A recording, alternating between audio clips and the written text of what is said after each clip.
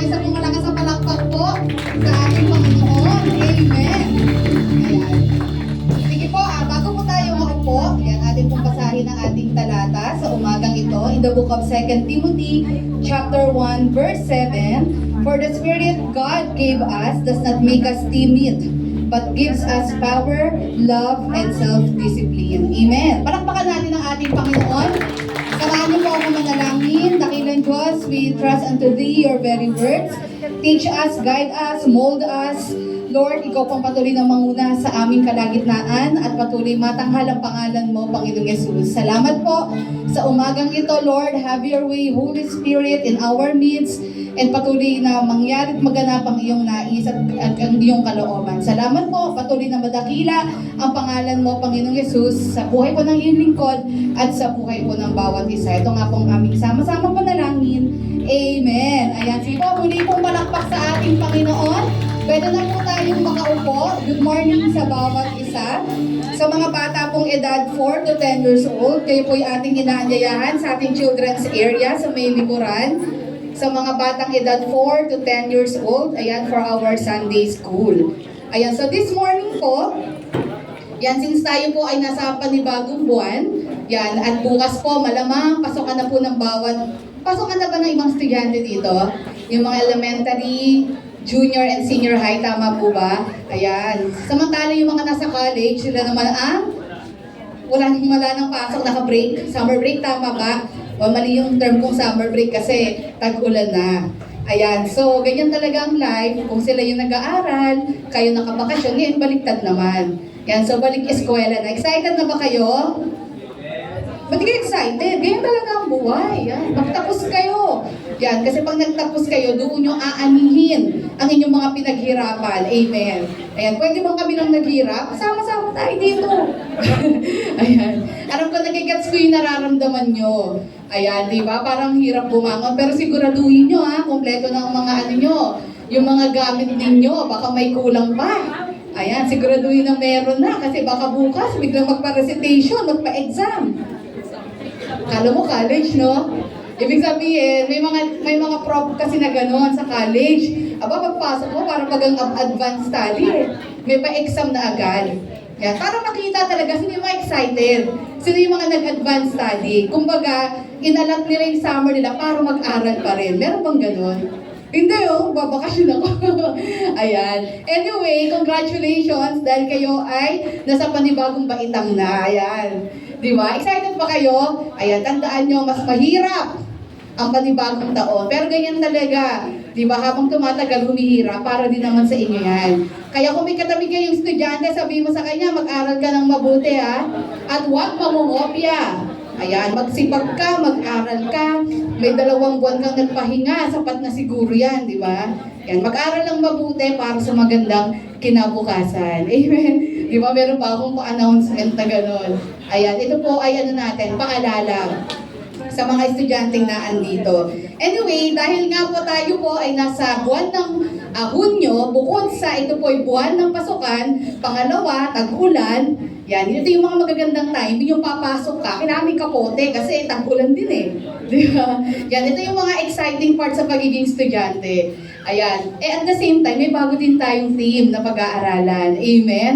Yan, sabi nga po sa ating theme, ayan, sa buwan na ito, pakibasa po natin. Sabi po dyan, breakthrough, gentleness that heals. Ayan, grabe yung topic natin, no?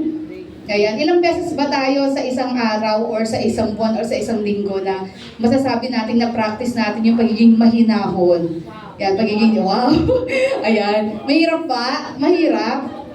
Yan. Alam nyo, one thing I realize, hindi lang naman sa pagiging gentle, sa lahat ng bagay, we really need to be intentional. Amen? Pag tayo naging Kristiyano, totoo naman lahat ng mga gusto ng Panginoon na gawin natin, yung mga bagay na nakakapagbigay kaluguran sa Kanya, sa sariling strength natin at sa nakasanayan natin, mahirap talaga. Amen? Yan, because by nature, makasarili tayo.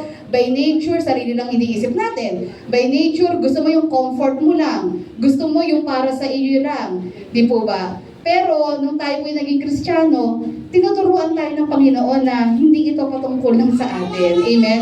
Unang-una, it's about Him, it's about God, giving glory to Him, and tayo po'y maging blessing sa mga kapwa natin.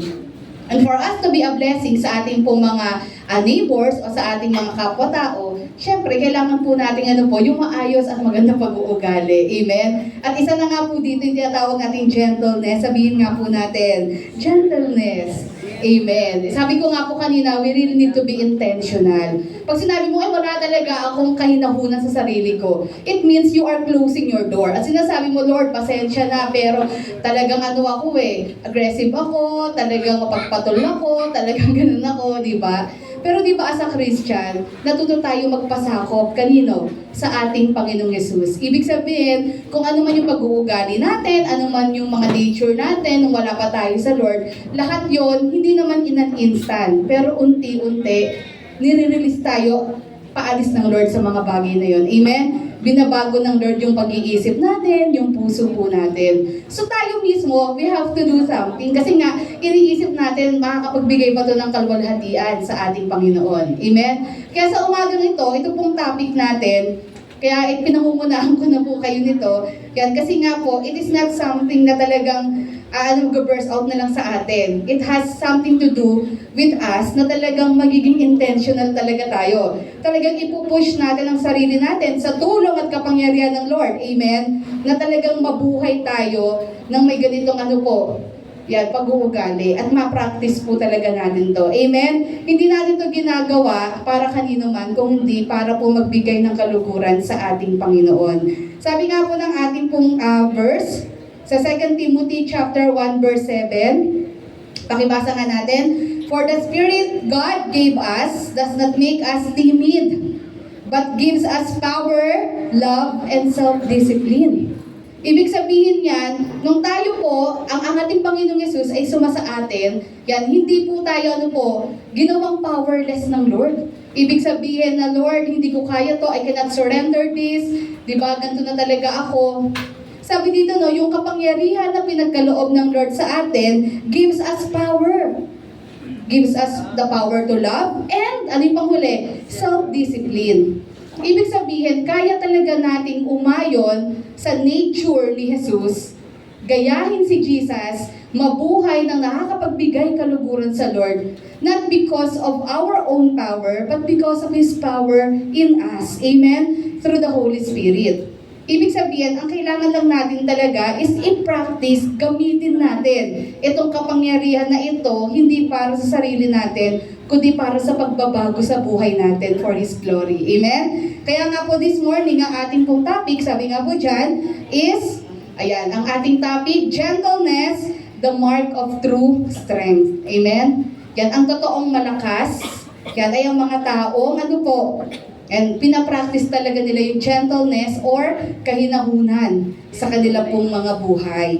Ayan, sabi din po sa isang verse po natin in Colossians chapter 3, verse 12. Sabi doon, therefore, as God's chosen people, holy and dearly loved, clothe yourselves with compassion. Anong kasunod? Kindness, humility, gentleness, and patience. Alam niyo po, ito pong mga sinabi po dito ni Apostol Pablo, magkakasama po ito, package deal ito. You cannot practice compassion, you cannot be kind, we cannot be humble, kung wala rin yung gentleness. Lahat yan, napapractice natin yan. Kasi hindi lang pwedeng mamili tayo ng isa dyan. Ika nga, di ba sa Galatians chapter 5 verse 23, ano sabi doon? But the fruit of the Spirit is... Yan. Hindi ko na nilagay dyan kasi sa ulo na natin yan eh. Sabi doon, love, joy, peace, forbearance, kindness, goodness, faithfulness, gentleness, self-control. Kaya nga ang sabi dito ni Apostol Pablo, fruit. Hindi ito fruits. Fruit, ibig sabihin, iisa lang to. Itong mga characteristics na ito ay magkakasama. Amen. Ibig sabihin, hindi pwedeng pipili lang tayo dyan ng ano ba yung applicable sa buhay ko, ano ba yung kaya ko. Sa pagiging Kristiyano, kasi hindi pwedeng, Lord, ito yung mga alam kong kaya kong mabago sa buhay ko. Hindi ganun eh. Kung naging Kristiyano Kristiyano tayo, lahat sisirain ng Lord sa atin. Lahat ng hindi tama at hindi maganda sa atin, babaguhin ng Panginoon. Hindi tayo mamimili, Lord, ito lang. Itong bagay na ito, hindi ko kayang i-resisto, hindi ko kayang i-let go ito.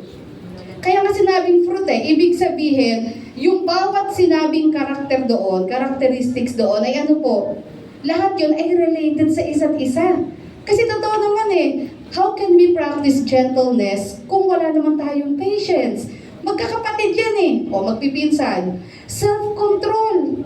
Lahat yan ay bumubuo, lahat yan ay kailangan natin. Ika nga, mga ingredients yan for us to practice gentleness. Amen? We cannot be gentle, yet unkind tayo. Di po ba? Kaya ka nga gentle kasi may kindness. Di po ba? Kaya makikita po natin, nung sinabi yan ni Pablo, hindi po ito magpipik lang tayo ng ano bang ipapractice ko today. To be kind, to be good, ganun hindi. Dapat talaga, lahat yan. Di po ba? Kumbaga lahat yan talaga ay ano po, ma-apply natin sa buhay po natin. Yan. Kaya nga di ba sabi doon, balik tayo sa Colossians 3:12, sabi doon, no, therefore, as God's chosen people, simulan po natin dito, tinawag tayo at pinili ng Lord. Pakisabi sa katabi mo, tinawag tayo at pinili ng Diyos. Sa tingin po ba ninyo nung tinawag tayo, pinili ng Diyos, hindi niya tayo kilala, hindi niya alam pagkatao natin, hindi niya alam pinaggagawa natin, hindi niya alam ang mga iniisip natin, mga motibo natin? Do you think hindi niya alam yon? Alam ng Lord yon. Alam ng Lord kung gaano tayo kasama, alam ng Panginoon kung ano iniisip natin, alam ng Lord kung may mga malicious thoughts tayo, alam ng Lord masama ugali natin, alam niya lahat yon. Pero sa kabila po noon, sabi nga po dito, as God's chosen people, holy and dearly loved. Sa kabila po ng mga kahinaan natin at pagkukulang at kasalanan natin yon, minahal tayo ng Diyos. Amen? Sabi mo sa katabi mo, minahal ka ng Diyos. Hindi tinignan ng Panginoon kung sino at anong meron tayo. Because kung titignan yun ng Lord, we will all fail. Walang papasa sa atin sa standards ng Diyos. Tama po ba? Kahit mukha tayong mabait, pero minsan mas nakakatakot yung mukhang mabait. Di ba? Minsan, mabait, tignan, pero yung pala, di ba? Iba pala ang pa sa loob, iba pala yung ugali. Baga we cannot judge based sa itsura, di ba, sa pananalita. Pero one thing is sure, lahat tayo, not-fail tayo sa standard ng Diyos. Lahat tayo may kasalanan, lahat tayo hindi natin abot yung yung standard na ninanais ng ating Panginoon. Kilala niya tayo, yet tinawag pa rin niya tayo. He chose us, He called us. Kasi bakit? Naniniwala ang Panginoon na kayang-kaya niyang baguhin tayo. Amen? Iniahon niya tayo mula sa kadiliman ng kasalanan. Ayan, papunta sa kanyang kaliwanagan. Because ang nais ng Panginoon ay maging maayos tayo, ma-restored tayo, makalaya tayo sa makasalanan nating pamumuhay, makalaya tayo sa mga pag-uugali na hindi niya kalooban. So kung ang Panginoon ang pumili sa atin, ibig sabihin, kaya po natin talagang magbago, mag-grow, mag-mature as a Christian sa pamamagitan ng ating Panginoong Hesus. Amen po ba? Kaya nung sinabi doon ni Pablo, therefore, as God's chosen people, holy and dearly loved. Diba? Mahal na mahal tayo ng Panginoon. At sabi dito, paumpisa pa lang, holy. Ibig sabihin, ito yung plano ng Lord sa atin. Hindi maliit ang plano ng Lord sa atin. Ang plano ng Panginoon, hindi lang iligtas tayo, kundi i-sanctify tayo, pabanalin tayo. Ang ganda ng pangarap ng Lord sa atin, to make us like Him, to make us like Jesus. That's why He gave us the Holy Spirit. He gave us His words na magiging gabay natin para unti-unti magmamature, mag-grow tayo. Amen? Hindi naman instant itong mga bagay na ito, pero unti-unti naaalis yung mga tinik sa laman natin, yung mga bagay na hindi nakakapagbigay kaluguran sa Lord. Kaya sabi dito, clothe yourselves with compassion, kindness, humility, gentleness, and patience. Amen? The same words and character na nabanggit din sa Galatians chapter 5 at sa marami pang verses. Paulit-ulit binabanggit yan na maging mapagpakumbaba, maging mabait, di ba? Maging mahinahon. Ibig sabihin, laging pinapaalala sa atin na ganito dapat tayo mabuhay bilang mga Kristiyano. And tandaan natin, kaya natin itong gawin kung tayo ay talagang lubos na nagtitiwala at nagsuko ng buhay sa ating Panginoong Yesus. Amen po ba? Amen. Wala nang sumagot. Ayan. Gising pa po ba? Gising? Ayan. Kumusta naman po? Nilalamig po ba? Medyo nilalamig po ba? Kasi tagulan na ngayon eh. Kaya medyo iba na yung ihip ng hangin. Ayan. Sabi nga po doon, when we talk about gentleness, yun nga po yung Tagalog nun. It means kahinahunan. Ayan. So sabi nga doon, paano po ma-associate ang pagiging gentle sa pagiging malakas? Kasi usually, ano bang understanding natin when we talk about gentleness? Alam niyo po, noong unang panahon, yung yung gentleness ay hinahalin tulad nila sa word na meekness. Na pag tinignan mo raw yung word nito sa Greek, parang mahina, weakness. Bukod sa pare-pareho silang ness, sa dulo, nakakategorize daw po yung word na meekness sa language ng mga Greeks na kahinaan, weakness. Kaya ang tingin nila, yung mga gentle daw na tao ay mahina. Yan, tingnan yung katabi niya, sa tingin niyo po ba, gentle po ba yan? Ayan, ito kasi akala natin, akala natin, ang gentleness, yung mga soft-spoken, di ba? Yung mga soft-spoken, yung pag inaaway mo na, hindi pa rin makalaban, kahit pwede naman lumaban, pero sige pa rin. Akala natin, ang pagiging gentle, yung gano'n, delicate. Ayan. Yung pala sensitive lang, delicate. Diba? Akala natin gano'n ang gentle. Kaya sa mundo po, when we talk about gentleness, ang tingin po ng iba is being weak or wimpy. Mahina. Parang siya sabi, walang mangyayari sa'yo pag ganyan ka, masyado kang mabait. Diba? Parang ganyan sa mundo. Hindi ka makakasurvive. Masyado kang mabait. Ako, I believe na gentleness is more than yung pagiging soft-spoken. Di po ba? Pwede kasing may taong soft-spoken, pero ganun lang talaga siya magsalita, mahina boses. Pero tungkol ka, nag-away kayo, malakas pa pala sa'yo, no? Nasa labang kulo. Yan, kaya minsan nakakatakot din yung mga taong tahimik di ba? Ayan, kaya huwag kayo masyadong feeling close sa mga tao sa paligid nyo. Kaya minsan nag-aaway Ito napansin mo, na-over na kasi ng biruan. Di po ba? Ayan, una, kapag hindi naman kayo masyadong close, huwag biruin. Kasi alam niyo yung mga tao sa paligid natin, marami dyan, sensitive. Diba? Yung mga bagay na sa'yo, okay lang yon, cool yun sa'yo. Bakit di naman cool yun sa kanya? Kasi nga na-o-aberan ka sa joke. Kaya nga sabi ko, kailangan may awareness. Di po ba? Hindi porke yung tao tahimik, parang tawag dito, parang soft-spoken, pwede mo nang isa-isahin parang, yung parang lagi mo siyang ibubuli. Kasi nang tingin sa mundo ay madaling mabuli ito, tatahimik, ang hina-hina ng boses, hindi makalaban. Kaya iniisip ng mundo, hindi pwede ganyan. Aapihin ka lang. Diba? Nasa iyo yun kung magpapaapi ka. Diba? Pero yun nga, kasi nga ang tingin natin sa gentleness, more on the outside. Yung mga reactions natin, pananalita. Pero hindi po kasi yun ang ibig sabihin ng gentleness. Yan, sabi nga doon, how can one be strong yet gentle? Pwede ba yun? Strong ka, pero at the same time gentle ka. Pwede ba yun? Huwag tayong tumingin sa panlabas. Sabi ko nga, ang pagiging soft-spoken, pagiging tahimik, yung hindi pagiging palaban, hindi porke ganon, mahina. Mahinang nilalang. Maari kaya lang siya ganon is because he or she practices gentleness. Alam niya ang tamang timing sa lahat ng bagay. Hindi porke you have the strength, you have the power, halabira ka na lang. Basta magagalit ako, magre-react agad ako. Ibig sabihin, alam niyang kontrolin ang emotion niya.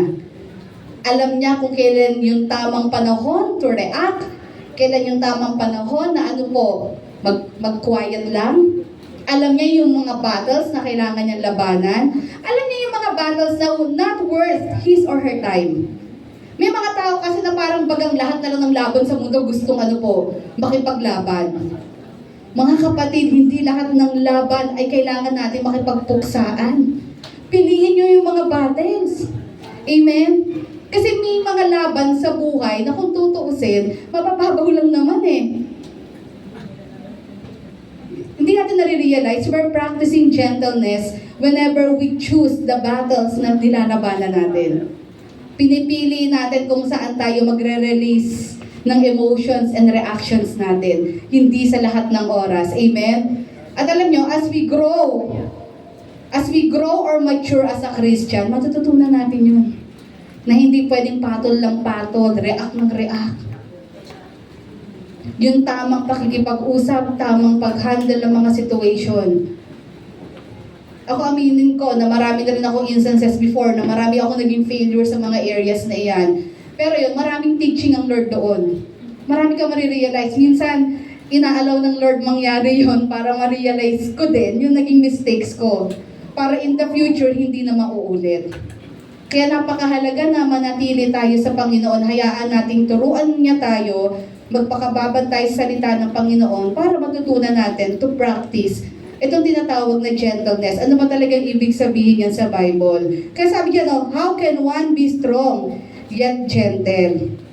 Sabi nga po doon, one of the best ways daw po to define yung pagiging gentle, pagiging strong yet gentle is ano raw po? Ibig sabihin yan, power under control. Sabihin nyo nga po, power under control. Ibig sabihin, you know you have the power, you have the strength, you have the capability, you have the knowledge, pero hindi all the time lagi mong gagamitin yung pambala. Amen? Yun ang gentleness. Hindi po ang gentleness ay yung parang mahina, na parang walang laban to, ganyan na talaga yan. Walang mangyayari sa buhay niyan. Hinahayaan niya na lang na ganyan-ganyan din siya. Minsan no, akala natin may mga tao because tahimik sila, parang hindi sila ma-react sa mga bagay-bagay, iniisip natin parang wala lang. Pero yun nga, sadyang humble lang eh. Kasi connected yan eh. Pag ang tao ay nabubuhay with gentleness, it's because may humility siya. Ibig sabihin, hindi natin kilala yung tao, what he or she is capable of. Pero hindi naman kailangan laging patunayan yun. Amen? Lalo na kapag siya ay nagsiserve sa Lord. Hindi ko kailangan patunayan lagi ang sarili ko sa lahat ng taong kaharap ko. Si Jesus po yung pinaka-greatest example natin dyan. Matutunghayan po natin mamaya. Sabi nga lang, it doesn't refer to lack of power or lack of courage. Hindi porket gentle ay walang kapangyarihan or duwag. Sabi ko nga po kanina, ang gentleness is connected to humility. Nag-agree po ba kayo doon? Because we cannot be gentle, we cannot control our power, yung power na meron tayo kung wala tayong humility. Ibig sabihin, pwedeng nanggigigil ka na pero pinili mong kontrolin yung emotions mo. Kasi alam mong hindi worth it. And it takes humility for us to do that. Kung hindi tayo humble, lagi tayong lagi mong gustong patunayan sa lahat ng tao ang sarili mo. Ay ending, ikaw yung laging pagod. Kasi lahat gusto mong kalabanin, gusto mo laging patunayan. Hindi sa lahat ng oras dapat nating patunayan ang sarili natin. Amen? Kasi tandaan nyo, we cannot please everyone. Kahit anong gawin mo dyan, pag talagang hindi ka gusto ng tao, di po ba? Lahat ng negatibo, yun yung laging makikita niya sa atin. Makikita niya sa buhay natin, sa inyo. Kaya ang dapat mabago yung mindset ng tao towards us. Mabago yung ines, galit, sama ng loob sa atin. Yan, sabi nga ba doon, maaring ikaw daw po ay taong mapagpakumbaba. Sabi ko nga kanina, di ba, no? Hindi porke ang isang tao tahimik, hindi palaban, iniisip natin mahinang tao, mahinang nilalang. Hindi natin alam, baka yung taong iyan ay merong matinding power, matinding may influence. Pero yun yung gentleness, pinili niyang hindi gamitin yun. Lalo na as a Christian, kasi alam niya that is not the right way. Hindi niya iti-take advantage yung alam niyang kahinaan ng iba para lang ma-prove yung sarili niya. Amen? Ganun po ang ibig sabihin talaga ng gentleness. And when we talk about this, sabi dyan, how can one be strong yet gentle? Paano ba natin ipapakita na tayo ay malakas, yet at the same time, gentle tayo? Ayan, kumbaga hindi pwedeng paghiwalayin yan. Kundi pwedeng gentle ka, but strong ka. So may tatlong bagay po na kung saan makikita po natin ito. Number 1, ano po ang sabi po dyan? Pakibasa po natin. By patience and self-control. Ano mas madali? Magalit o magtimpe? Ano mas madali po? Magalit o magtimpe? Yung totoo, magalit. Diba? Pag ikaw ay na-offend, nagalit ka, may sinabi sa'yo, mas madaling mag-react, magalit. Anong mahirap? Magtimpe. Kaya totoo pa rin sinasabi na ang totoong mga strong na tao, ito yung mga gentle na tao. Kasi hindi birong magtimpe, tama po ba? Napakahirap niyan. Minsan napapractice natin yan, minsan hindi. Ayan, pero sa umagang ito, no, the Lord is reminding us na ma-practice natin ito sa buhay po natin. By patience and self-control, pagpapasensya at pagpipigil sa sarili. At unang-una po sa lahat, this was exemplified by Jesus Himself. Kung meron man po tayong role model pagdating sa aspect na ito, na bagamat siya'y malakas, pero pinapractice niya yung gentleness, walang iba kundi ang ating Panginoong Yesus. Unang-una, sabi nga po dyan, paano niya pinakita yan? Yung kanyang pagiging patient sa mga disciples. Amen? Yung mga disciples, matagal niyang kasama yan. 3 years. Or more than 3 years. At marami na siyang tinuro sa mga yan, paulit-ulit.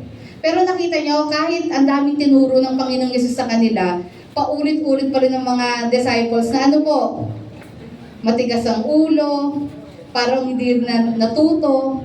Isang senaryo yung Mark 9:33 to 37, kayo na lang po magbasa niyan. Ito yung time na nag-aagawan sila, sinuro pa yung parang pinaka-VIP sa kanila, pinaka-priority sa kanilang mga disciples. Ito yung time na malapit nang ipako si Jesus. Para kung tutuusin, ang tagal ko nang kasama kayo, ang dami kong tinuro sa inyo. Pero ito pa rin kayo, matigas pa rin ang mga ulo nyo.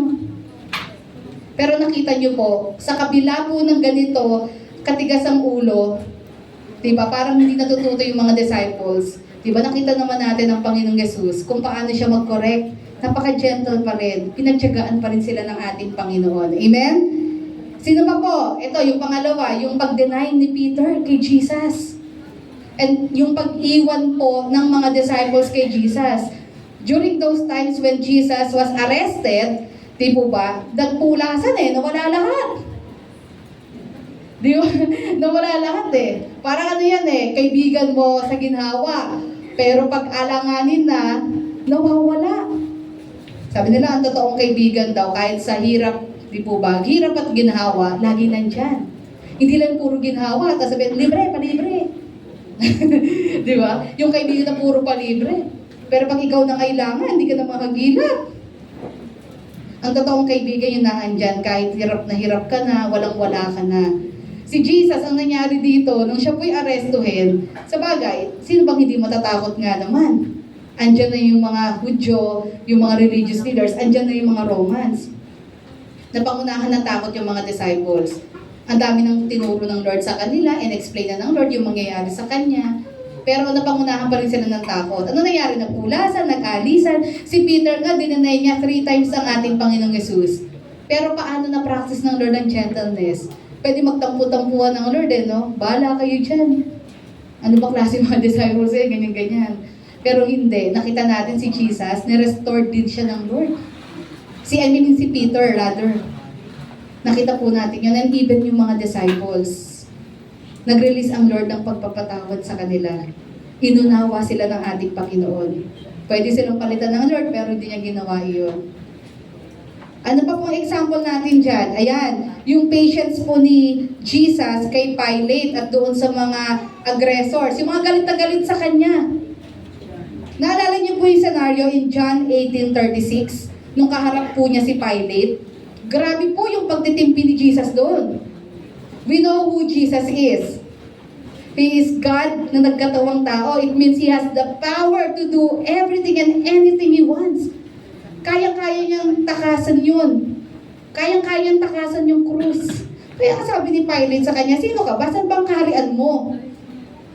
Ano lang sagot ni Jesus? Ang sagot ng ating Panginoong Yesus, kung gugustuhin ko, diba, kaya kong magpapunta, kahit nga hindi magpapunta si Jesus, all by Himself, He can save Himself doon sa cross, kaya niyang gawin yun. Sabi niya, kung kilala mo lang ako, kayang-kaya ko. Sabi niya, na magpadala dito ng mga angels para i-rescue ako. Pero sabi niya, pero ang kingdom ko kasi is not of this world. Hindi dito ang kingdom ko. Diba? At nakita natin na habang si Pilate ginagawa yun kay Jesus, gayon din yung ibang mga Romans at ibang mga Hudyo, tahimik lang si Jesus. Amen? Hindi siya sumisigaw, hindi siya nagsasalita, hindi siya nagsasabi, wala mga utang na loob, kung alam niyo lang kung ba't ko ginagawa ito. Hindi siya ganun. Na pwede niyang sabihin yun. Pero kailangan niyang kontrolin ang sarili niya. Kailangan niyang mag-undergone doon. Kailangan niyang mamatay, magdusa. Kasi lahat iyon ang magbe-benefit sa katauhan. Tayong lahat. Yun yung hindi naiintindihan ng mga tao doon. Imagine niyo kung gaano nagtimpi si Jesus. Kailangan niyang magtimpi, kontrolin ang sarili niya, kontrolin yung power niya, para maganap ang nakasaad sa prophecy. Kasi kung di gagawin ni Jesus yon, walang kaligtasan ng mundo. Wala sa ating maliligtas sa kasalanan. Only what Jesus has done on the cross, ito lang ang tanging paraan para ang sino man taong tumanggap at maniwala sa Kanya ay maliligtas. There's no other way for us to be saved. Makasalanan tayong lahat. So just imagine, grabe yung control, yung patience ni Jesus. Hirap na hirap siya dito, ramdam na ramdam niya lahat yun. Kahit pinagtatawanan siya, he was mocked by the Romans. Anong sinabi niya? Ama, patawarin mo sila pagkat hindi nila alam ang kanilang ginagawa. Kahit siya po ay minamock ng mga Romans, instead na magalit siya, nag-release pa siya ng forgiveness. Amen. So, if there is someone talaga na nagpakita ng totoong lakas, si Jesus. Because He has the power, He has the authority, isang-isang iglap niya lang, kaya niya makaalis doon sa sitwasyon na iyon. Kaya niyang puksain lahat ng tao, pero hindi niya ginawa yun. Yun yung tinatawag nating power under control. Because may mission siya. Ang mission niya ay una, mapagbigyan niya at magawa niya yung pinagagawa ng Diyos Ama. Na siya ang maging kordero ng Diyos na tagapagpaalis ng kasalanan. Kung di ginawa ni Jesus yon, there is no other way for us to be saved. Amen? Kaya sabi nga doon, Ephesians chapter 4, verse 2. Pakibasa po natin. Next slide. Ano po sabi dyan?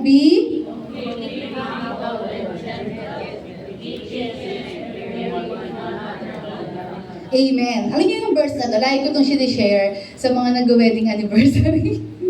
Sabi ko, pagkaman ito naman ay applicable sa lahat sa ating lahat. Sabi ko, pero grabe, lalo na sa mag-asawa, no? Itong Ephesians chapter 4, verse 2. Humble and gentle, patient bearing with one another. Sabi po dyan, in love. Yung po yung pinaka doon paano natin kakayanin magpakumbaba, maging mahinahon, maging pasensyoso, magtiis. Paano natin kakayanin lahat ito? Sa pamamagitan ng pag-ibig na nanggaling sa Panginoon. Hindi natin ito magagawa on our own. Kasi hindi tayo mapagmahal. Tayo lagi, parang nakikipag-away tayo lagi. Ganyan talaga ang naturalesa nating mga tao. Masama ugali natin, yun talaga ang nature natin. Gusto natin, hindi pwedeng ako maaapi, hindi pwedeng ako agrabyado. Kung ayaw mo agrabyado, gusto mo yung iba maagrabyado. Di ba? Ganyan talaga yung nature natin. Pero, nagagawa natin ito sa pamamagitan ng pag-ibig. Amen? Love. Yung pag-ibig na galing sa ating Panginoon.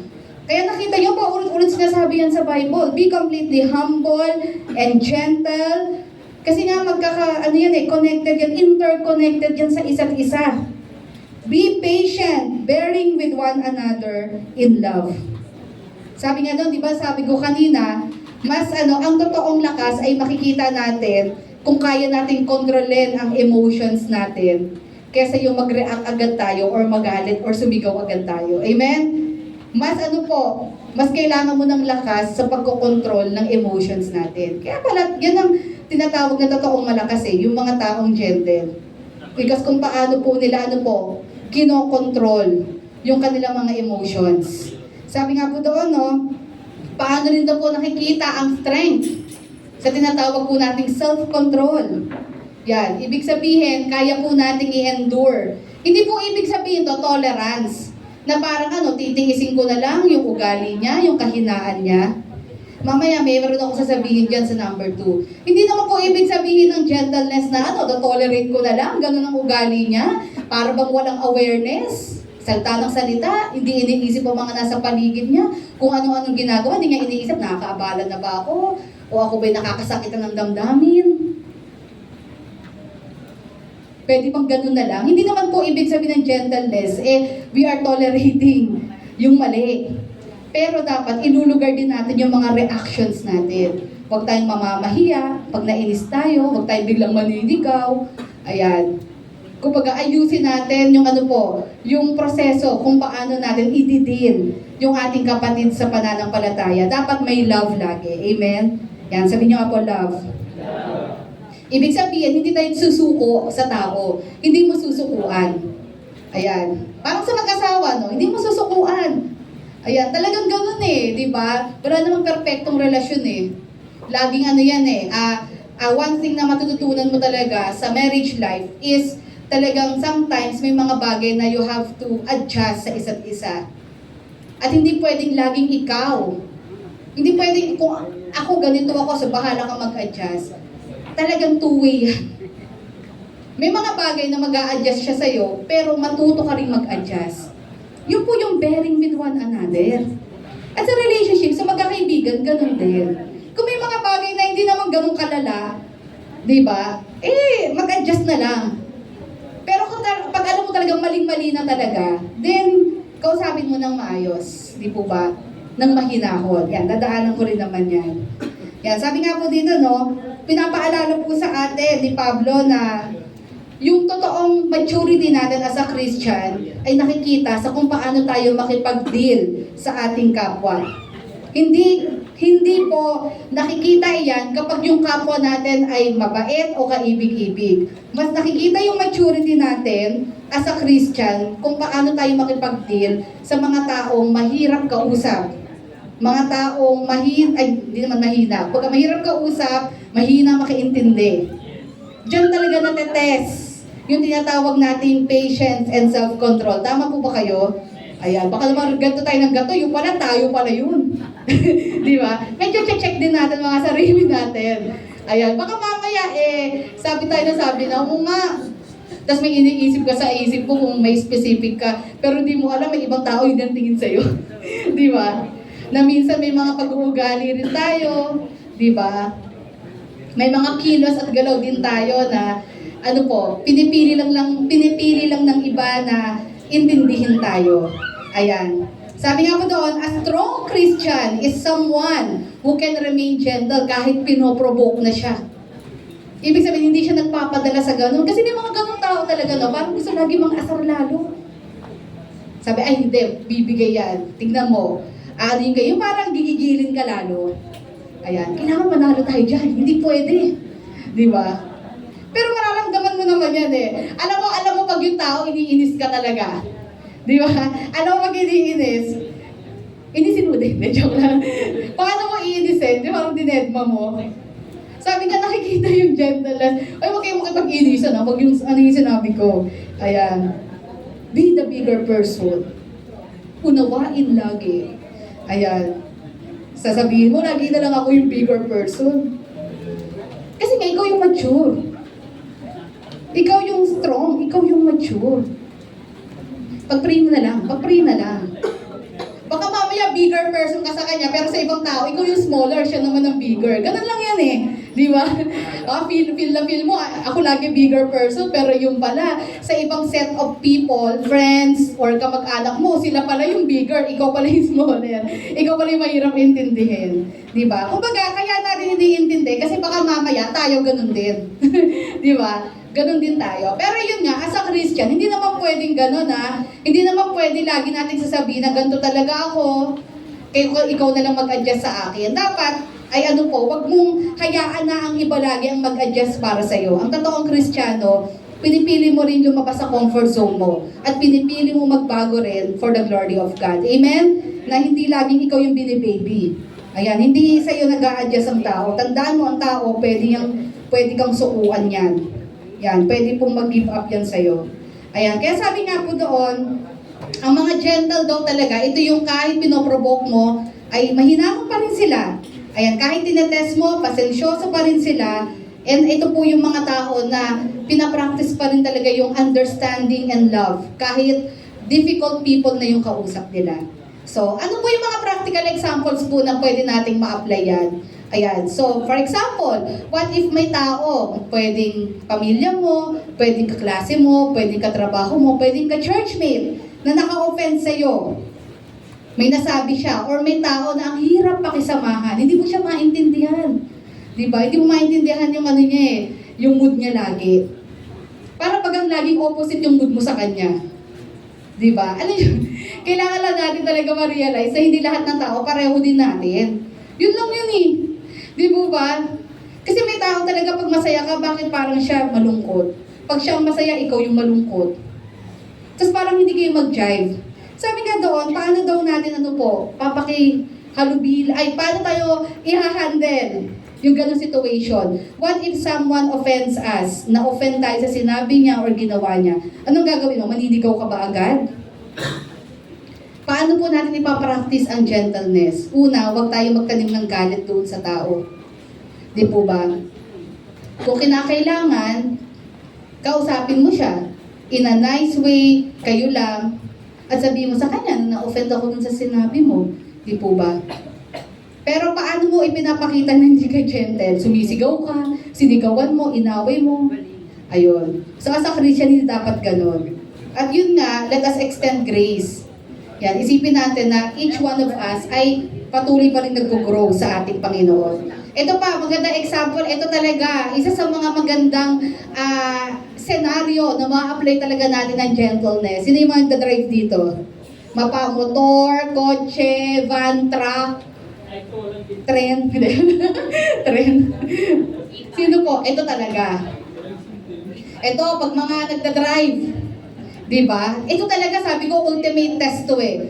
Pagdadrive, pagbabasketball, yan, dyan talaga lumalabas sa mga totoong Christian eh. Kaya minsan sabi ko, huwag na mag-sports fest. Kasi kakaalaman lang eh. Di ba? Pag nag-sports fest, lumalabas yung mga pikon eh. O, di ba friendly game lang to? Friendly game lang to eh. Kapatiran game. Akala mo na NBA eh, no? Tandaan nyo, wala kayong insurance kung maaksidente kayo. Yung mga professional basketball player, kung yan man po ay maaksidente, insured yan. Yung iba, akala mo naman eh, di ba? Para bagang mag-audition sa palarong pambansa eh. Todo-todo. Nagkakainisan na. Kaya sabi ko, itong mga itong mga sports fest, particularly basketball, magandang game yan, di ba? Kumbaga, friendly game lang. Umpisa, friendly game. Kalaunan, medyo iba na yung tension. Pero doon mo makikita sino talaga yung mature. Marami na ako napanood na sports fest. Doon ko talaga nakita sino yung mature talaga. Bilib na bilib ako na, alam mo yung cool lang. Alam niya, friendly game lang to. Doon ko rin nakita sino talaga yung nag-burst out talaga eh. Parang gusto mong patigilin eh. Tigilan na nga natin to. Baka saan pa mapunta to. Yan, sabi ko nga, dyan mo talaga matetest yung sarili mo sa pagmamaneho at sa pagbabasketball. Ayan. Paano kung nagdadrive ka, merong nag-cut sa'yo? Aba, hindi ka makapayag. Bibilisan mo din. Hindi ako nagdadrive, pero yung asawa ko nagdadrive. Alam niya yan. Kahit tanongin si Rab, lagi ko sinasabi sa kanya kasi minsan, di ba po, hindi naiwasan, naiintindihan ko yon na minsan sa part ng driver, di ka makapayag eh, na parang kinat ka na lang ng ganun. Kasi di maiwasan, may mga pasaway talaga eh. Alam nyo, kaya nga meron talagang road rage, kasi may mga pasaway talaga sa kalsada. Pero nare-remind ko lagi siya. Unang-una, sabi ko, Kristiyano ka. Be the bigger person lagi. Yan may bigger person. Be the bigger person. Kapag pinatulan mo yan, ibig sabihin, katulad ka na rin niya. Diba? Tandaan mo, Kristiyano ka. Ipakita mong naiiba ka. Yun yung gentleness. Ibig sabihin, kaya mo rin humarurot kung gusto mo. Diba? Hindi pwede yan. Ako, magaling din ako mag-drive. Pwede mong sabihin yun. Kaya tayong lagpasan. May turbo yung sasakyan mo eh. Talagang gagamitin ko to just to prove myself. That's not gentleness. That's bragging already. Nawala yung humility, nawala yung kindness, wala na. Wala na yung gentleness. Pero totoong gentle, nagpa-practice ng gentleness, alam mo, kayang-kaya mong unahan, siksikan, kaya mo siya, kaya mong unahan yung nag-cut sa'yo, pero pinili mong hindi gawin yun. Because you chose to be the bigger person. Kristiyano ako, hindi ko kailangan patunayan ng sarili ko. Hindi ako magpapakababa ng ganon at papatulan ko rin siya. Kasi kapag hindi ka tumigil kayo dyan, uulitin din niya yon. Hanggang sa nangyari, yan yung nagiging cause ng banggaan. Kasi hindi pumayag isa. Haharurot din. Ay, hindi rin pumayag yung isa. Ang marurot din. Kung ikaw ang Kristiyano sa senaryo na iyon, ikaw dapat ang maging bigger person. Ikaw dapat ang mas malawak ang pangunawa. You should practice gentleness. Amen? Yan ang isang senaryo kung saan makikita natin yung pagiging gentle natin. We know we have the power, we have the strength, we have the knowledge, but we chose not to use it. Because mas pinili natin gawin yung tama sa harap ng Panginoon. Kontrolin ng ating mga sarili. Amen? Doon din sa pagbabasketball. Ayan. Kaya sabi nga po ng social media, ganun din, no? Hindi lahat nag-a-agree sa mga postings mo, ganyan. So, paano ka magre-react? Makikipag-debate ka ba? Makikipag-argue ka? Paano natin pinapakita yung gentleness? We respond with grace. Di po ba? Sabi nga doon, and kung alam naman natin hindi productive yung argument, hindi tayo nag-e-engage doon. Malalaman mo naman kung may sense yung kausap mo eh. Di ba? Lalo na ngayon, mainit-init ang mga usapan. Di ba? Tapos sasabihin, baka ganito ka kasi, baka ganyan ka. Pag may mga ganyan na, alam mo na, walang patutunguhan tong usapan na to. Ayan, kasi alam nga maraming trolls. Yan tandaan nyo. Hindi lahat ng mga nagre-reply sa inyo, talagang mga, kumbaga, may sense kausap. Yung iba dyan, gusto lang talagang nagtutrolling lang talaga. Gusto lang namang ines, yan. Ikaw naman, sapat ka naman sa reply ka ng reply, hindi mo alam, engagement yun, di ba? Kumbaga, yun ang gusto nila. Binabayaran sila para doon. Yan, so, piliin nyo, i-practice natin yung discernment. And, lagi tayong mag-respond with grace. Amen? Huwag tayo nakikipag-away. Alam nyo, ang isang example din po nito, ito pag-uusapang leader na sa bansa. Isa po sa mga example po ng isa sa mga leader na talagang pinapractice niya talaga yung self-control and patience. If you know si Nelson Mandela, na naging president ng South Africa during the 90s. Ayan, si Nelson Mandela po, no wonder bakit siya nakakuha ng Nobel Peace Prize. Meron siya eh. Kasi alam niyo po, si Nelson Mandela, dati siyang activist and revolutionist. Kasi nga in South Africa, meron silang tinatawag na apartheid. Yung parang hinihiwalay nila yung mga segregation, yung mga blacks and yung mga whites. Alam naman natin yan eh. Di po ba? Isa siya sa mga nakipaglaban doon. By the way, black po si Nelson Mandela. Ayan. So, nakipaglaban siya, hindi siya nag-a-agree doon. Na bakit ganito? Dapat equal tayo. Hindi pwedeng, porque black kami, ito lang rights namin, sila white. Ayan. So, ang nangyari po doon, kakaganon niya, kasi pinaglalaban niya yon, pinakulong siya ng government. Pinakulong po siya for 27 years. Hindi po biro yun. Pero alam niyo po, during the 90s, siya po ay na-elect as president of South Africa. Anong nangyari? Nung na-elect po siya, pwede niya nang gamitin yung power niya. Kilala ko lahat ng nagpakulong sa akin. Now is my time to shine. Diba? Pwede niya sabihin yun eh. Patatawag ko lahat ng mga umapi sa akin, lahat ng kumalaban, lahat ng nagpakulong, lahat ng nagpahirap sa akin. Papatawag ko lahat yan, pero hindi niya ginawa yun. Anong ginawa po niya? Nung siya na-elect na president, talagang inayos pa niya yung South Africa. Di po ba? Ano siya ng mga program sa ika-aayos ng South Africa, at the same time, pinipigilan niya yung mga civil wars. Kasi uso yun sa Africa eh, sa region of Africa. Hanggang ngayon naman may mga civil wars doon. Ano niya yun? Na-eliminate niya yun. Pinigilan niya yung lahat. Hindi niya ginamit yung power niya para maghigante. Kundi ginamit niya iyon para para ayusin yung bansa. Yung bansang South Africa. O di sana all sa Pilipinas, no? Ganun din. Sa atin hindi, pag naluklok, pag may power, sige, lahat ng mga kumalaban sa amin, kakasuhan natin yan. Tama po ba? Sabi ko, hindi nakakatakot sa Pilipinas, Lord. Sabi ko, Ba't ganito na yung mga leaders namin? Pag nasa posisyon na, parang lahat na. Siyempre, di naman natin alam kung ano yung totoo talaga eh. Ang Lord nakakaalam nun.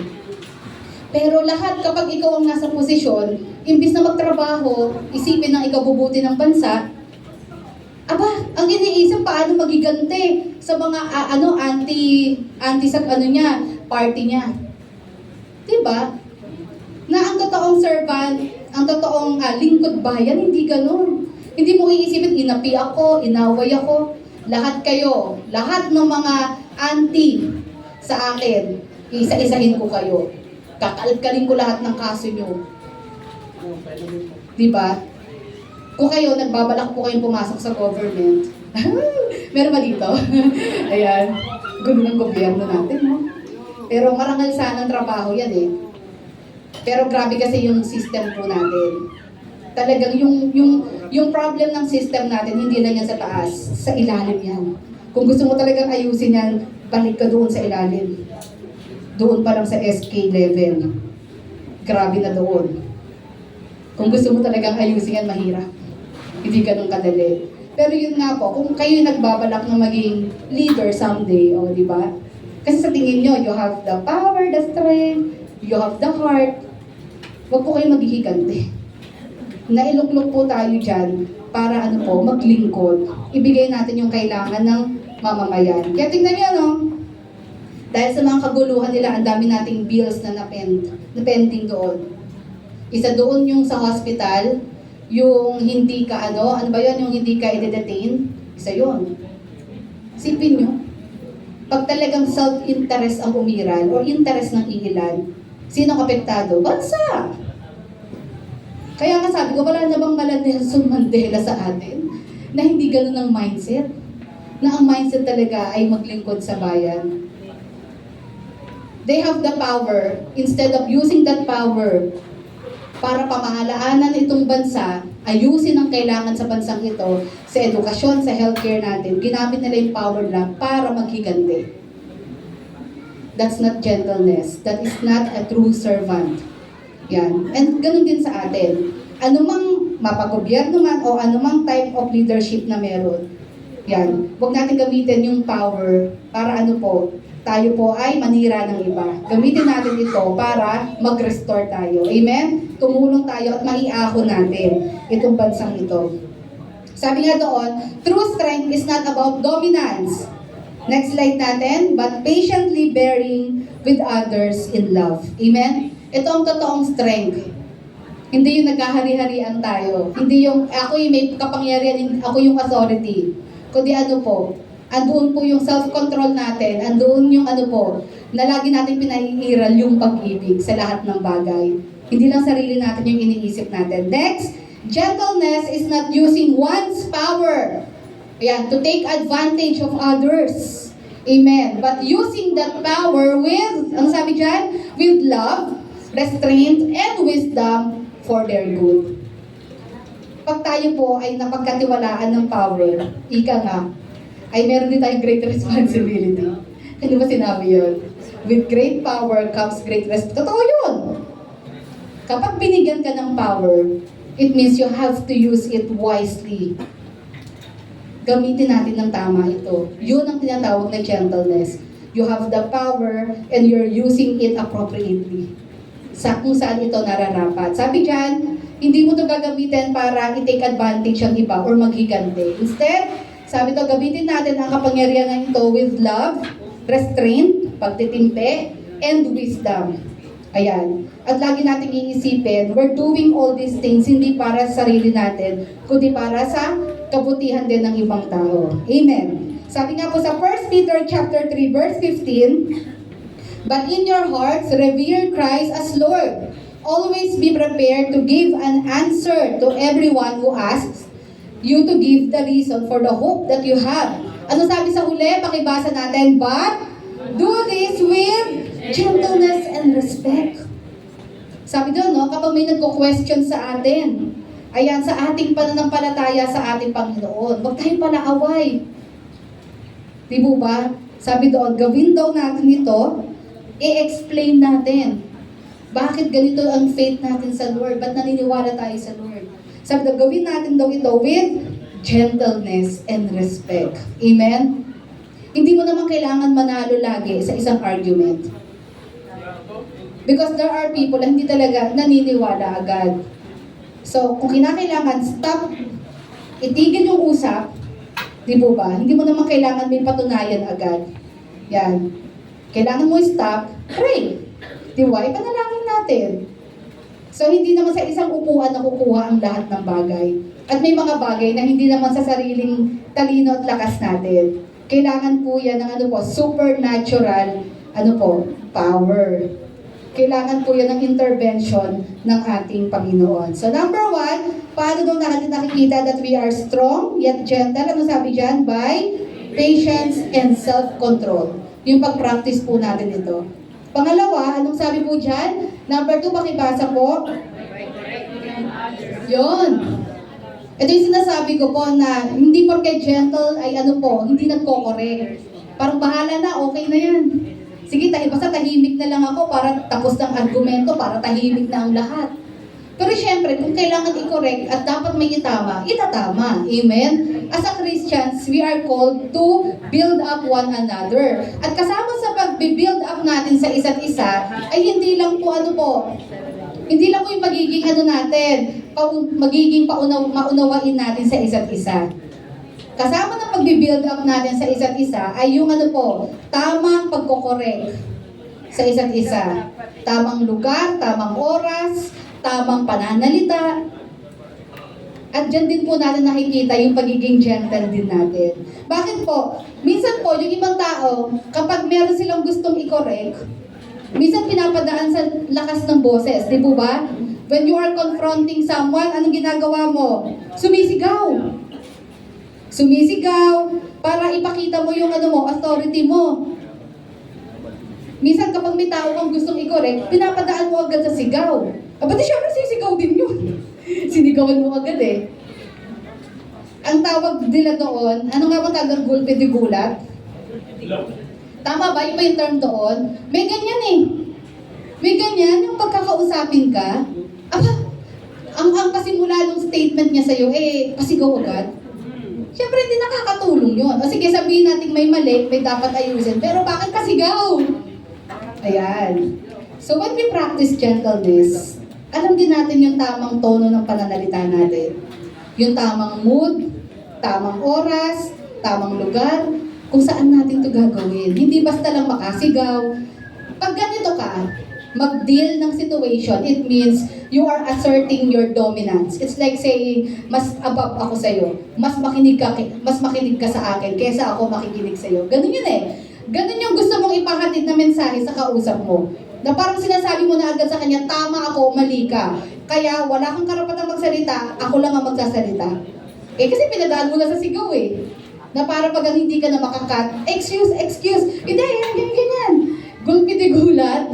Sinigawan tapos ratatat non-stop. Wala. Pag ganon, we are not practicing yung gentleness na sinasabi sa Bible. Pag ganon, gusto nating pa rin yun pride pa rin yun. Gusto nating ipalabas na tama pa rin tayo. Wala tayong panahong makinig. Tayo ang tama. Gusto mong ipamukha sa kanya, mali ka. At hindi ka makikinig sa kanya. Yung iba, they think na when they humiliate others, ipapahiya mo, parang sign of superiority and power. Kung may mali mang nagawa, huwag mong pahiyain, lalo na sa maraming tao. Minsan kasi, di ba kanina napag-usapan natin, kapag na-offend tayo, ano mas madaling gawin? Magalit agad o magtimpe? Magalit. Madaling sumigaw, mag-react.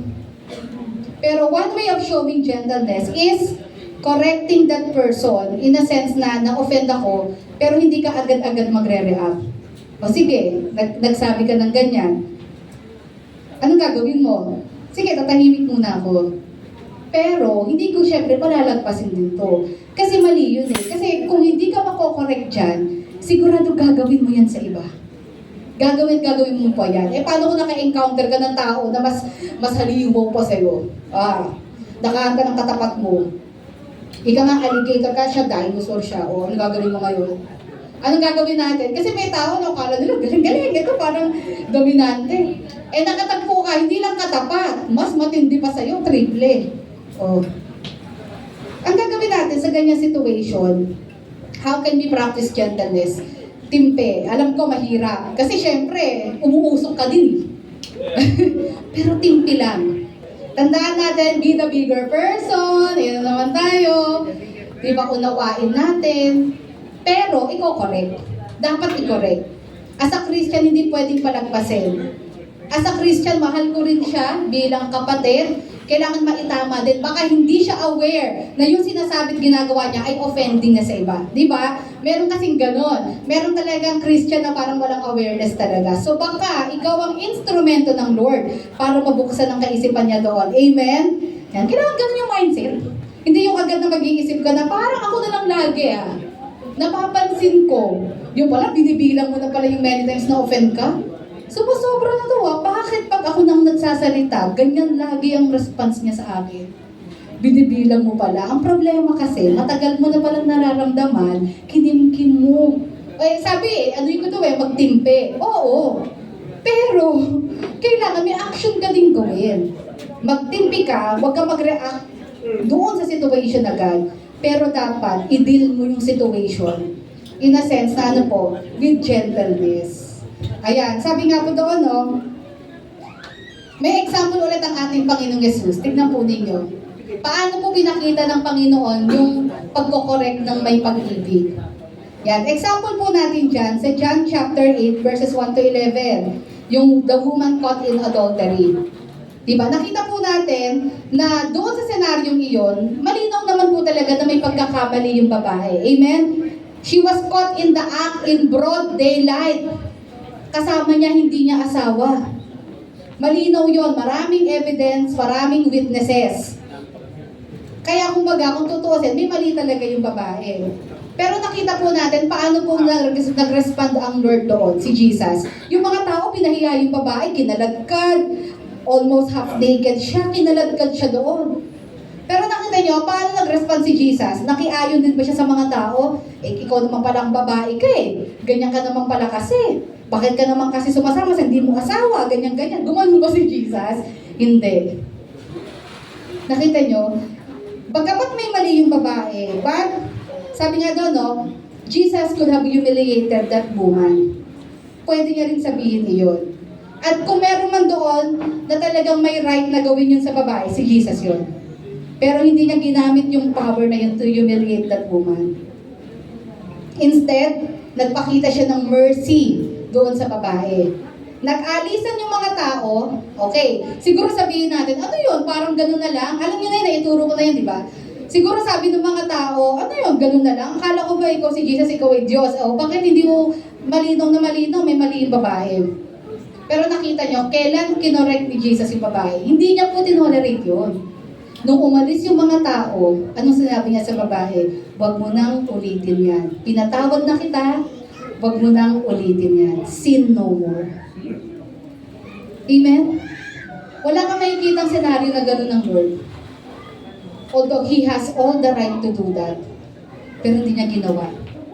Nung sila na lang ng babae, ipinakita niya sa babae na kung ano may ginawa mo, pinapatawad kita, huwag mo nang ulitin.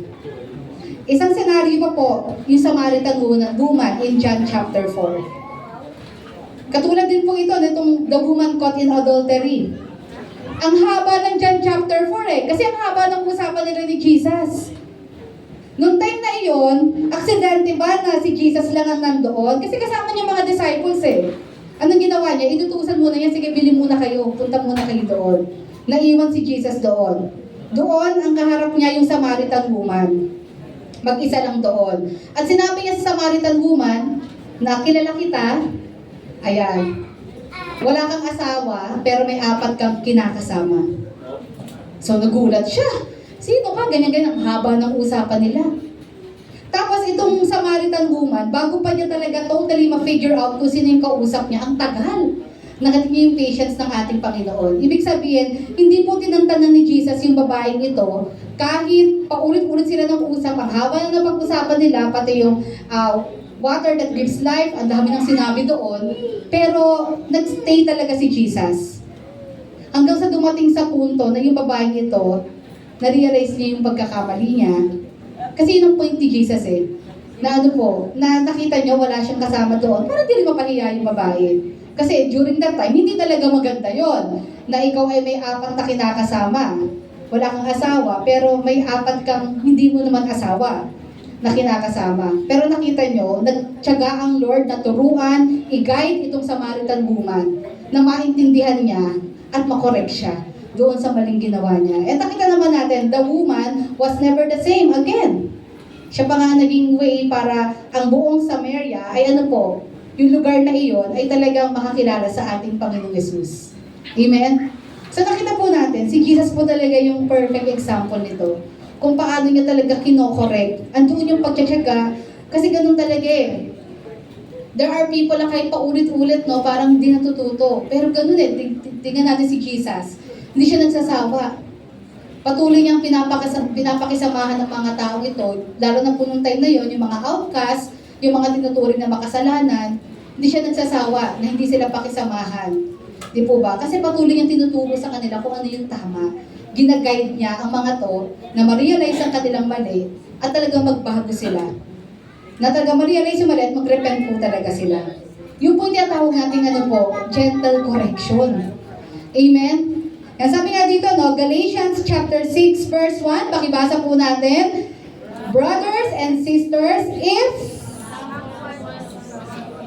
Tignan niyo po yung katabi niyo, baka tulog na. But the ability, ayan, sabi doon, you who live by the Spirit should restore that person gently. Kung alam mo sa panahong iyon na ikaw, okay ka spiritually, and that person is committing something na alam mo mali, anong sabi po dyan? Sabi daw, we should restore that person. Magamit tayo ng Panginoon para i-restore yung taong iyon gently. Hindi pa galit, hindi pa condemn, but with gentleness. Amen? Yan, sabi nga doon, no, Christian gentleness is not the absence of firmness, but the ability to speak the truth in love without compromising God's standards. Amen?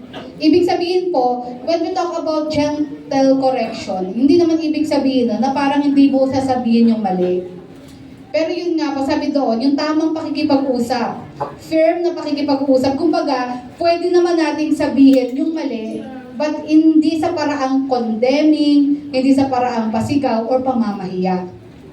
Amen? Kundi natin yung pagiging mahinahon natin sa pagkokorek. At gawin ng may pagmamahal. Sabi mo sa katabi mo, mag-correct ng may pagmamahal.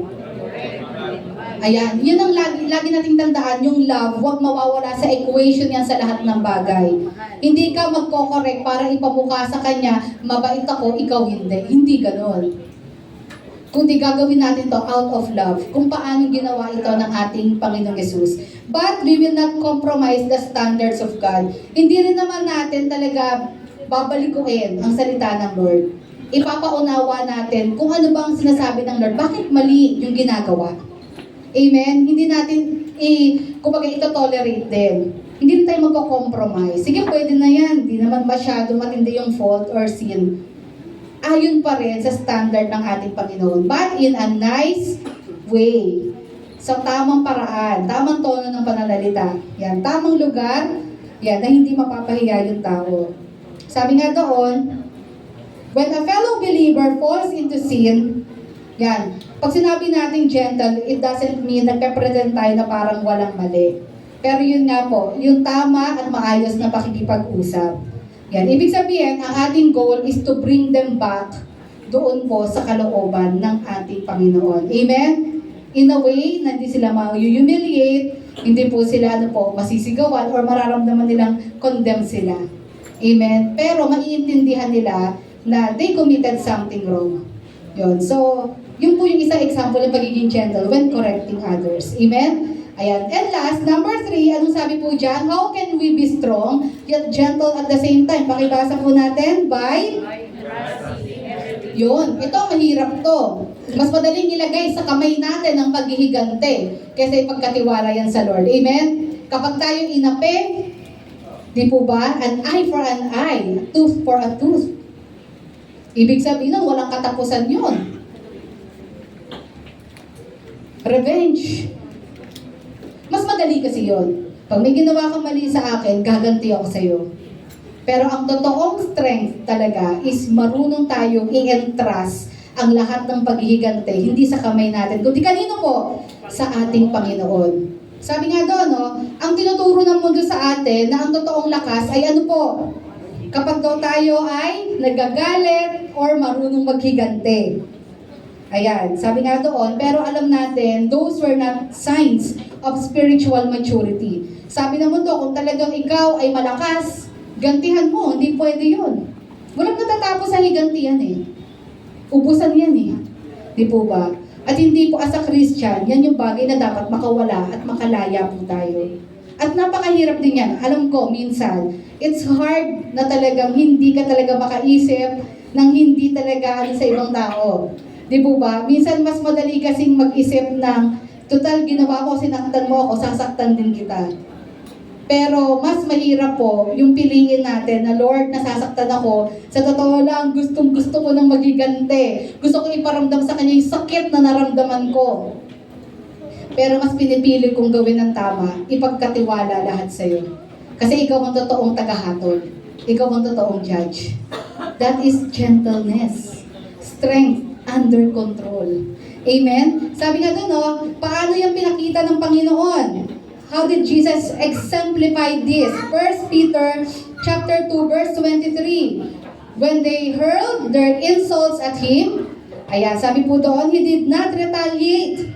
When he suffered, he made no threats. Instead, anong sabi po dyan? He entrusted himself to him who judges justly. Sabi doon, referring to what Jesus Christ, yung pinagdaanan niya. Sabi doon, no, sa kabila ng pinagdaanan niya, hindi siya nakaisip magigante. Pinili niyang ipagkatiwala lahat sa Ama. Yung lahat ng mga naranasan niya. So, alam naman natin yung nangyari kay Jesus. Lahat ng pinagdaanan niya, he was falsely accused, he was mocked. Lahat ng sinasabi sa kanya, hindi totoo yun. Pero pinili niyang hindi pagigantihan itong mga taong ito. In fact, sinabi pa nga niya, Father, forgive them, for they do not know what they're doing. Amen? Hindi niya piniling maghigante. Pinagkatiwala niya ito sa judge. Sa talagang dapat magbigay ng hatol sa kanila. Sabi nga po doon, no, Proverbs 15 verse 1, anong sabi doon? A gentle answer turns away wrath, but a harsh word stirs up anger. Kapag ang isang tao po ay galit, at sinabayan mo rin ng galit, di po ba? Ano mangyayari? Lalo kayo magkakagulo. Hindi matatapos ang gulo nyo, ang awayan ninyo. Sabi doon, no? But a harsh word stirs up anger. Kaya nga, tayo bilang mga Kristiyano, kapag may tao na ganito sa atin, wag din natin balikan din ng same intense, reaction. Ang hirap nga naman nun, di ba? Pag galit na galit sa'yo. Pero try mo makipag-usap ng mahinahon. Babaan mo yung tono ng boses mo. Di ba? Tama yung sinabi sa Bible, you will heap burning coals sa kanyang ulo. Pag ang tao, masyadong mabigat ang pananalita sa'yo, napaka-harsh magsalita sa'yo, then nakipag-usap ka sa kanya ng maayos, makakaramdam niyo ng kahihiyan. Na parang, ito palang kausap ko, yung maayos naman kausap. Diba? Nakakahiya yun eh. Naranasan niyo yun, yung masyadong heightened yung emotion mo pag-usap ko. Kasi katagalit ka sa kanya. Tapos biglang nagulat ka, ang response niya sa'yo, mahina. Diba? Tapos na-realize, Christian nga pala ako. Tapos siya hindi. Di nakakahiya. Nakakahiya sa Lord yun, unang-una. Diba? Na dapat tayo, ikaw as a Christian, tayo, we practice that first and foremost. Tapos ang matindi, alam pa niyang Christian ka. Diba? Kaya sabi nga doon, no, kapag wala talagang gentleness, the way we respond on things, hindi talaga matatapos ang gulo. Tuloy-tuloy yung away. Hindi porke naging mahunahon ka, ibig sabihin sumusuko ka. It's just that pinipili mo lang ang kapayapaan. Kasi wala namang naaayos na problema kung puro kayo sigawan. Di po ba? At puro kayo bardagulan. Parang sa online lang, bardagulan. Online bardagulan. Ang dami na bardagulan, Mga trolls inaaway mo. Walang natatapos na usapan sa ganon. Pero once na ikaw ay nagpakumbaba, naging mahinahon ka, hindi ibig sabihin ng talo ka. Pinipili mo lang yung way of peace. Amen. Because you're a Christian. And kailangan talaga makita yun sa atin. Amen. Para maiwasan natin yung mas matitindi pang away. Sabi niya doon, choosing to entrust judgment to God. Ayan, next slide po natin. Instead of retaliating, reflects true strength. Amen? Yung piliin mong magtiwala sa Lord kaysa magigante, yan ang totoong definisyon ng lakas. Also, it frees us from anger and allows His peace to rule our hearts. Kaya nga, ano sabi po sa Romans 12:19 to 21, next slide po natin, pakibasa natin. Do not take revenge, my dear friends, but leave room for God's wrath. For it is written, it is mine to avenge, I will repay, says the Lord. On the contrary, if your enemy is hungry, anong sabi doon? Pakainin mo. Kaya pag nagagalit sa inyo, sabi mo, inom muna tubig. Nainis lalo sa'yo, no? If he is thirsty, give him something to drink. In doing this, ito po yun. Nakinuha din sa Book of Proverbs, you will heap burning coals on his head. Ibig sabihin po niyan, kapag ganito ang ginagawa niya sa'yo, wag mo rin siya gantihan ng same. Suklian mo siya ng opposite nun. Diba? Ika nga, pag binato ka ng bato, ba't yung tinapay? Tapos yung tinapay ng mga 3 days na. Kasi yun. Ika nga, pag may ginawa sa'yo, hindi paghigante ang solusyon. Hindi mo rin gagawin yun. Uulitin ko, be the bigger person. Diba? Ipagkatiwala natin ang judgment sa ating Panginoon. Ang Diyos ay patas. Amen? In doing this, you will heap burning coals on His head. Ang ganda-ganda ng last verse. Pakibasa, verse 21, do not be overcome by evil, but overcome evil with good. Kasi po, pag tayo naghigante, ibig sabihin, natalo tayo ng dyablo. Pero pag tayo pinili natin huwag ilagay ang batas sa kamay natin at pinili natin ipagkatiwala na ang Diyos ay patas, ibig sabihin nun, napagtagumpayan natin ang gusto ng kaaway sa ating mga buhay. Amen? Kaya nga, paano natin malalabanan ang kadiliman, ang kasamaan, hindi rin kasamaan. For us to overcome evil with good. Gawin natin ang tama. Amen? And as we end, yes, tayo na po tayo. Alam ko, yan na tayo, naghihikaban eh. Kitang-kita ko po kayo lahat. Noted. Ayan. Sanay na po kami dyan kasi ganun naman talaga. Naintindihan natin yan. Gentle. Kailangan maging gentle. Naintindihan natin yan. Baka mamaya mga napuyat kagabi, may mga kachat, nailabot ng gabi, matagal ng kausap, may mga tinapos, naintindihan naman natin yan. Ang prayer lang natin na kahit medyo tayo po ay medyo naantok, sana may na-absorb po tayo. Amen? Yun po yun eh. Sa ating pagtatapos, sabi dyan, gentleness is not a sign of weakness. Amen? It is strength under the control of Jesus, guided by love, wisdom, and grace. Amen. So ito ang totoong pagiging mahinahon. Hindi po, porque mahinahon ka, mahina ka. It means you know how to control the power that is in you. Alam mo kung kailan mo yan gagamitin, alam mo kung kailan mo i-restrain yan. Amen. At mas mahirap yung gawin. Amen. Because you are guided by our God. We are guided by the Holy Spirit. Yan. Kaya sabi nga po doon, Matthew 11:28 to 29, bago tayo manalangin, ito po yung maging reminder po sa atin. Sabi po ng ating Panginoong Yesus, come to me, all you who are weary and burdened, and I will give you rest. Verse 29, take my yoke upon you and learn from me, for I am gentle and humble in heart, and you will find rest for your souls. Amen. More than anyone else, it is Jesus Himself na talagang nagpakita sa atin ng tunay na kahinahunan. Sinasabi ng ating Panginoong Yesus dito, yes, He is the creator of everything. He owns everything. He has the power sa lahat ng bagay. He has the power to judge us, to condemn us. He has the power to kill us. Ganun siya makapangyarihan. Pero sabi ni Jesus dito, remember, I am gentle and humble in heart. Ibig sabihin nun, kahit siya'y ganon, pero pinapakita ng Lord dito na pwede tayong lumapit sa Kanya.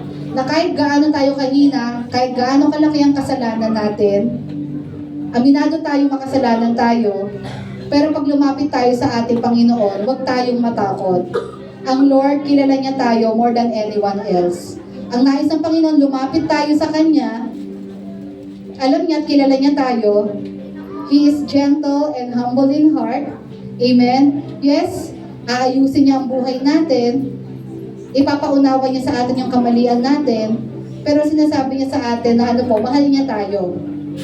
Kaya nga inalay niya yung buhay niya sa krus ng Kalbaryo. Doon pinakita ng Lord yung tinatawag nating strength under control. Kasi nagawa niyang ialay yung kanyang buhay sa krus ng Kalbaryo. Kasi yun ang nire-require ng Diyos para magkaroon ng kabayaran ang kasalanan. Someone has to pay the price for our sins. And that is Jesus Himself. Kinailangan niya magpakababa ng ganon para sa ating mga tao. Because He is our only hope. Amen? Kailangan niyang i-restrain yung power niya para lamang po maisagawa ang kinakailangan ng patas ng Diyos para ang tao ay magkaroon ng pag-asa ng kaligtasan at ng buhay na walang hanggan. Kaya kung natatakot pa rin tayo sa Lord, the Lord is telling us, lapit lang tayo sa Kanya. Because He is gentle and humble in heart. And indeed, we will find rest, freedom sa ating pong mga kaluluwa. Sa lahat ng mga kasalanan, sa lahat ng bagay na kumukulong sa ating mga buhay. It is only Him who can free us from those things. Amen? At tamang-tama po, dahil ngayon ay First Sunday, inaalala po natin ang ginawa po ng ating Panginoon sa krus ng Kalbaryo. Amen? We will have our Holy Communion. Dediretso na po ako sa Holy